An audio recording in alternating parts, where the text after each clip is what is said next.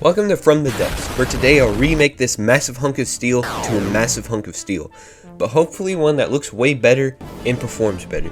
Now let's keep it real, this ship is terrible, bland, and just get this thing out of my sight now. Like, what are these turret caps? Why is the superstructure so small? Why are the turret caps so small? First defense of all, why no decoration? By the time I'm making the ship, I only had around 1,000 hours, I think, though honestly I don't remember. But anyways, I hope with an extra 1,000 hours, I can make the ship good now. I wasn't planning on making this video, so part of the hull and the turrets are complete already. First step was finishing the hull. Easy. Next was making the foundation for the superstructure, which was a little more challenging. I decided to base my mast loosely off this weird, goofy Russian ship that will never be built, and it ended up turning out alright. It was kind of thick though, but it's still not terrible. Anyways, in case you are curious, the main shells are Cebu Incendiary and Cebu Frag rounds. And if any of you are FTD experts, you might say, wait, that reduces the incendiary and the frag damage by 75%. You are correct. However, I like the Cebu rounds purely because they are actually somewhat effective against frontsiders, just because of how much armor penetration they have.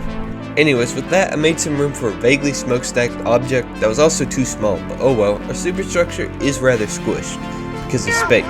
Anyway, after adding all the internal functional bits like the engine and propulsion, I spent like 2 hours armoring and compartmentalizing the entire ship, just for the ship to get rocked by the tier.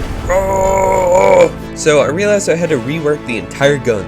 I need to add ammo injectors, so instead of the entire gun exploding when the turret gets hit, the entire gun would still explode when the turrets get hit. Awesome! That was kinda useless. But despite the fact the ammo injectors seemed kinda useless, I did manage to increase the rate of fire from around 20 RPM to 24.5 RPM or something like that, so that was nice. After all the improvements, the Annihilator could sometimes win against a tier, but it's really up to RNG, because if the tier targets the turrets, it's Joe over. But the reverse is also true. Also added some heat missiles for some extra heat. Anyway, that's gonna be all for today, because next time I'll finally finish this project that's already taken so many hours of my life that I will never get back. It was pretty fun though.